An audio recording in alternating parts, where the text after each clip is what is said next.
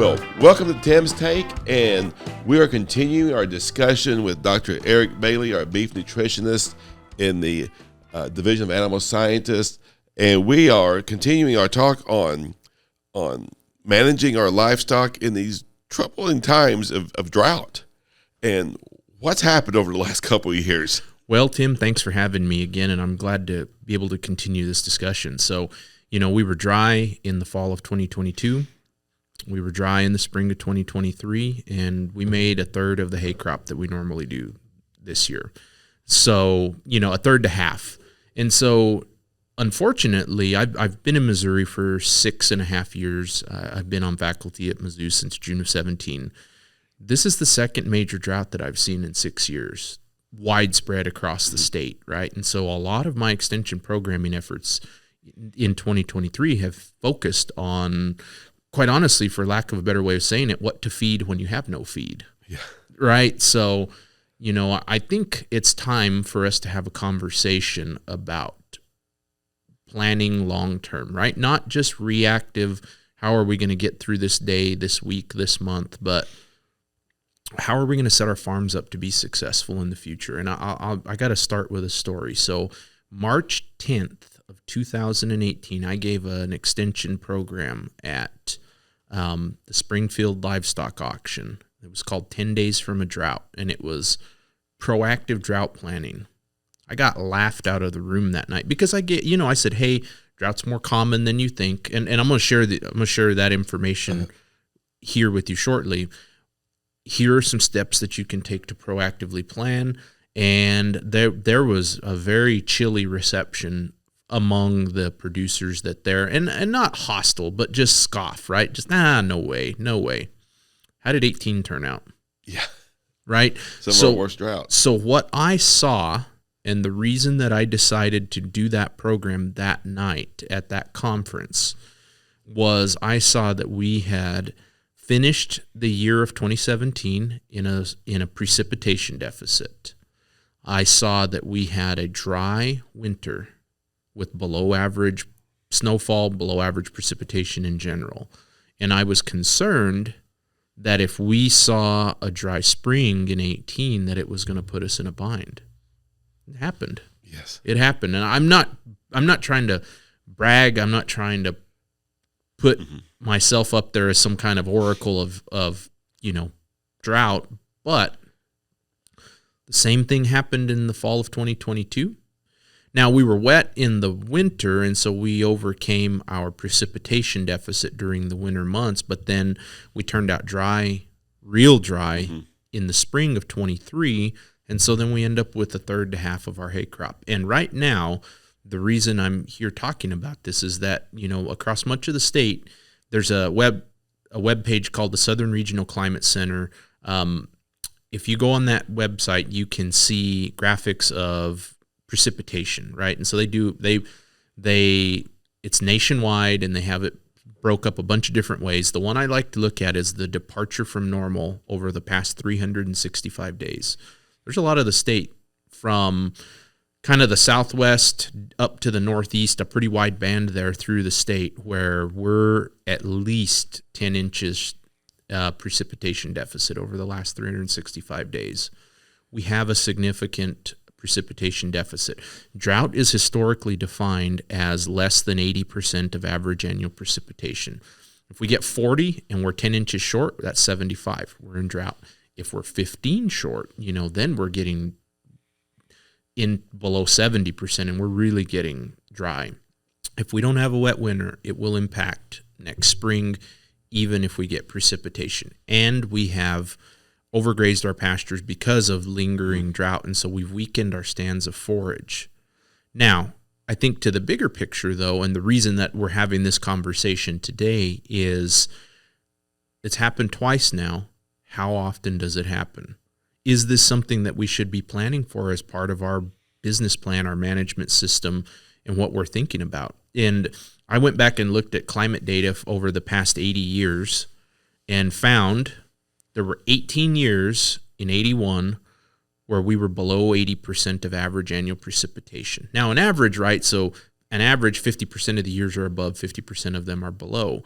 That's why I'm not saying that half of those years were below average. We use that threshold of 80% as our criteria. And so that's 18 out of 81. That's a drought once every 4.33 years. So then you go back and ask yourself, okay, that's 8.66 years. You could round it up and call it 2 droughts a decade. Go back and look. 23, 18, 12, right, 7, right? So and you go back in the 80s, we had 4. Yeah. It happens a lot more than you think, and I think as you're getting to, if you have a drought the previous year, it makes the second year even worse, and we're setting up almost for a third year if we don't get some rainfall. Absolutely. Yeah. And so then we're getting into the 50s, right? And into the Dust Bowl at that point, yes, where we're having that many consecutive years of prolonged drought. So you're absolutely right. And I think, what we're going to talk about are some of my ideas for sort of, incorporating some drought management planning into your farm so that next time this happens, you have a plan. Because ultimately, I would say that the mismanagement that occurs during drought is that we're too late. We're reactive, right? So we don't respond until after we recognize the drought conditions have been around, not just, oh, it's dry today, I probably ought to do something. It's been dry for 60 days, and now I'm out of feed and I ought to do something. Well, what happens then? Everybody else is reacting as well, and that's when we see cow prices depressed, right? Because that's the worst case scenario of a drought is go sell your cows for a $500 discount, then go back and buy cows back once the drought is cured for a $500 premium. Buy low or buy high and sell low. It's not a good business model. No, it's not. It's not a good business model. And that's what's been unique about the 23 drought is that cow prices are strong right now. I mean, it's not uncommon to see a cull cow bring over $1 a pound, which is just mind-boggling because not 2 years ago they were 35 cents a pound. And I'm talking just a cull cow, nothing special, right? When it's going to go to a slaughterhouse, probably. Yep, exactly. So, maybe this is a time to destock because prices are high, but then we've got to ask the question, what does the farm look like afterwards? What do we build back to? And in my opinion, so this is where I'm going to take a left turn and go way out of mainstream here. A beef cow, the biggest challenge that we have is that she's got to eat 365 days a year. We don't grow grass 365 days a year.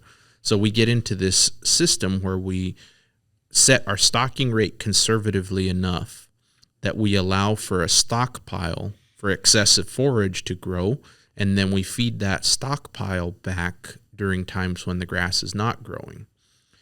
So normally how that looks like in Missouri, with 2/3 of the fescue being grown in the spring and 1/3 being grown in the fall, is that we set a stocking rate and we stockpile a lot of feed in the spring, right? But we harvest it as dry hay. We kind of limp through the summer slump. We count on fall regrowth to give us another boost. And then we feed hay in that kind of, December, January, February, March period. The issue that I'm seeing with that model right now is that I dare you to find a farmer that's feeding hay for less than 100 days right now. And I dare you to find a farmer that will tell you that they're feeding hay for fewer days a winter today as they were 5 years ago. So our hay feeding seasons are lengthening. Now, we could spend hours and hours talking about why and, all of that, but I'm not interested in the problem. I'm interested more so in the solution. And to me, the solution is a flexible grazing unit, a dynamic stocking rate, the ability to move cattle in and out of the farm based on forage availability. And not only do we have quantity, we got to think about quality too. Absolutely. Has the drought affected the quality? So in general, what's interesting about drought is that if you were to go out and clip forage during a drought, oftentimes you'll find it's higher quality than it's concentrated. Exactly. So Smaller. what's there? A smaller plant, the nutrients are more concentrated. Now, I'm not talking about turning corn stalks into corn grain, right? So we're not taking a 40 TDN feed and making it a 90 TDN. What I see in that case, and vegetative tall fescue is usually in the low 60s TDN. Drouthy tall fescue might be in the mid 60s. So it's less than a 10% increase. But, I've had that question because it seems like a paradox to producers. Okay, so I've got drought, but my hay test is higher. What gives? Well, you made less tonnage, right? Yeah. So that's a big piece of that. Well, what I noticed also was this spring, I probably had a bit more red clover in my hay crop, maybe because the grass didn't grow as much. Yeah, so, the question you could ask there was, are the conditions right for clover, where the clover had a chance to take off before the fescue did, or was the fescue stand weakened that it was not so this is kind of an odd analogy, but I describe tall fescue as the terminator of our forage system, right? So you give it the right conditions and it's just going to outcompete everybody else, right? It's nearly indestructible no matter how bad our management is. But there are scenarios and situations where we can weaken the stand over time, and it becomes a component of the forage system rather than the dominant piece of the forage system, right? And so what you're describing there is a situation where perhaps the growing conditions, the repeated defoliations, repeated grazing events in previous grazing seasons have weakened the stand, weakened the individual plants to a point where other things can compete with it as well. So we got to think about that too. How we manage this. Absolutely, and that's a function of the system we've created, right? So the system that we've created is essentially a monoculture. Maybe not a monoculture in just fescue, but we have a monoculture of cool season perennial forages, and that is what our production system is based upon. And so, part of the drought proofing your farm or ranch certainly could be simply just breaking up that monoculture, right? So if you've got a farm for 100 cows, and let's say that's 320 acres, right? So 3 acres of cow in the state, the folks like the Missouri Department of Conservation and NRCS are promoting the use of native warm season grasses. One strategy might be to convert a quarter of your farm to warm season grasses, because essentially then now what you're doing is, rather than having a significant stockpile of forage grow in the spring when cool season grasses are vegetative and growing at their greatest rate, you're taking some of that stockpile, that excess peak, and you're pushing it over to the summer months. And so then now you are stretching out your high quality forage, and you're taking some of the pressure off of the fescue. And so, that's one strategy. Now, I'm an animal scientist, so I tend to focus on how do I change my animal system. Right. But there certainly is diversity in forage systems that could accomplish the same goal that I'm seeking to go after, right?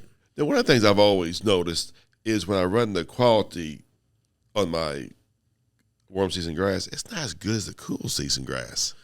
So, that's a question that has come up a number of times, is, in terms of quality discrepancies. Usually that quality discrepancy is small enough to not be meaningful.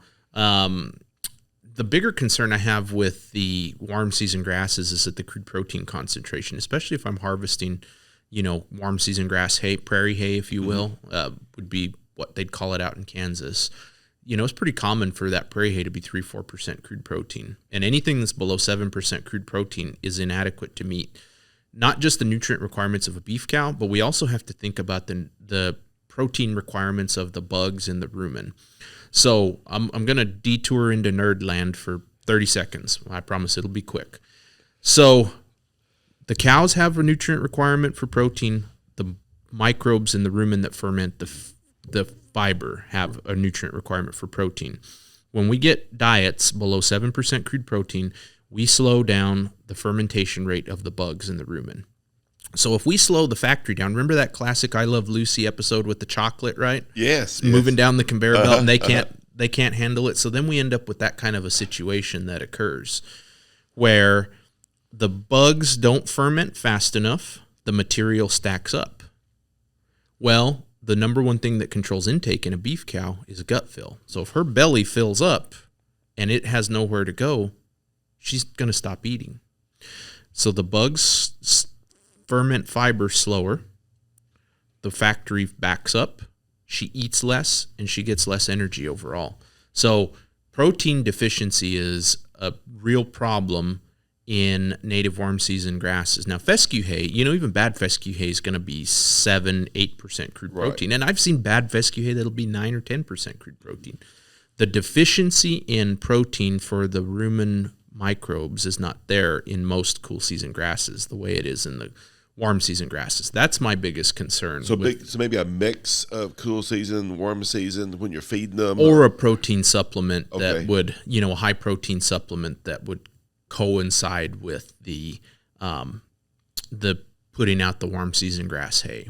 Now, if you're grazing a warm season grass that's 6 to 12 inches, you're probably not near as low, are you, in crude protein? So if you are, let's just set the stage here. So if you've stockpiled warm season grasses and then rather than haying it, you're going to turn out the cows to graze, even that material that's up above a foot tall is going to be short in protein as well, because, so I did all my graduate work out at K-State, native warm season grasses. I took a lot of forage clippings in the Flint Hills basically. And yeah, it's not a function of, it's 8% protein here, it's 6% protein here, and it's 3% protein at the base. I mean, when that plant cures out, that plant it's like corn stalk. So imagine a corn stalk, right? Or imagine let's say a whole plant of corn that you didn't harvest for grain because the yield was bad, right? So the leaf that has cured out, that's senesced and is now brown and dormant, is not really much higher in energy or protein at the top as it is at the middle. Mm-hmm. Now it's different than the stalk, right? Because the stalk is thick and it's different. It's a different high lignin, lots of stuff. But it's still going to be a low protein feed stuff in and of itself. So, all right. But even shorter growing warm season grasses, they could still be low. Absolutely. So it looks like a mix of cool season and warm season could work well. It could, yeah. It certainly could. And I don't think that any of our agency partners are promoting a complete renovation to all native warm season grasses, but instead trying to promote diversity in the forage system by having a component of the farm stay cool season and a component of the farm be renovated into the native warm season grasses. And that kind of diversity, I think, is going to benefit farmers in the long run, because what if we're dry in the spring, but it starts raining after the 1st of June, and you have both of those forage systems? Your fescue might have done poorly, but boy, that native's going to like it. And I've heard that comment several times this summer. The folks that had native warm season grasses said, yeah, this drought was bad. The fescue didn't do much, but, we caught a few showers and, in the summer months, and the natives did really well. So we weren't really in as bad of a bind to forage as my neighbors were, who only had fescue, right? So diversity is the answer, right? So when we have all cows on a farm that's only fescue, then we create these excesses and we create these deficiencies. And quite honestly, in a period of time where drought is becoming more of a concern, when it's becoming, I wouldn't say it's becoming more frequent, when it is frequent, being able to sort of not have to deal with large deficits by shrinking your deficits, even if you're shrinking your excesses, is important. That's one way to do it. A second way to do it is to have the ability to move cattle on and off of your farm at will. Because we talked about, a beef cow, you don't want to sell low to buy high later on. But young growing animals do not depreciate during drought to the same extent that a beef cow does. And so then that's where guys like Wesley Tucker, field specialist in ag business, and myself, we spend a lot of time talking about what we call a flexible grazing unit. That's an animal that can come and go without depreciating significantly. So, there's stocker backgrounders are one, replacement heifers are one. Quite honestly, custom grazing any class of livestock for your cows are another one. Diversifying into a second species might even be a flexible grazing unit, depending on what the production system You mean is like there. Sheep or goats, exactly, right? So it's to sum it up, it's not putting all of your eggs in one basket for your forage system, not putting all of your eggs in one basket for your livestock production system. One other forage system before we go is our annual crops. That's part of that too, to have some annual grazing. Absolutely, and I mean we could spend a fair bit of time talking about this, but like Rusty Lee, field specialist in agronomy, I love his concept of planting a grain sorghum crop and then just letting cows harvest it over the winter months instead. The cow days per acre that are possible off of a system like that are wonderful. Sorghum was originally a very drought-tolerant crop in Africa that was imported to the United States 100 years ago and has been, it has half the water use of corn, right? Mm-hmm.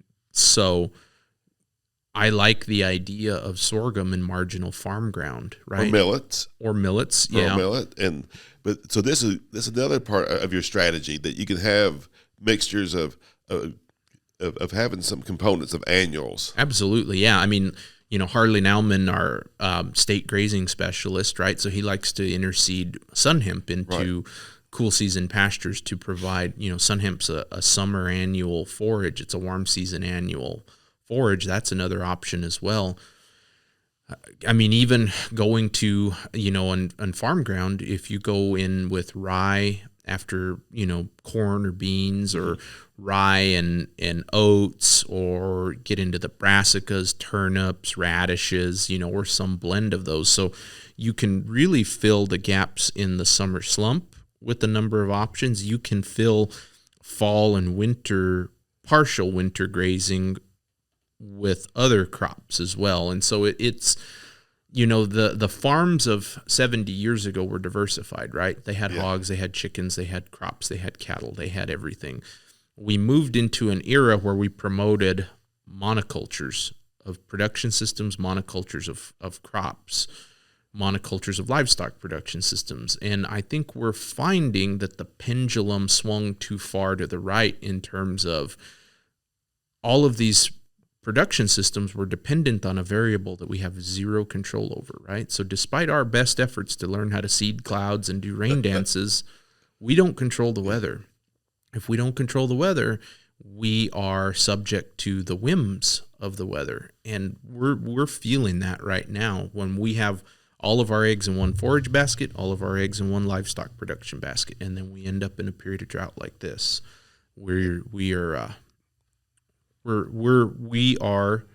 I like to describe it as brittle. We have a brittle business model. Well, and that's a great conclusion for this one, because that leads to our next podcast, where we'll talk about what kind of production systems can we come up with. So this is today for Tim's Take, and stay tuned for our next one. And thank you, Eric. Thanks, Tim.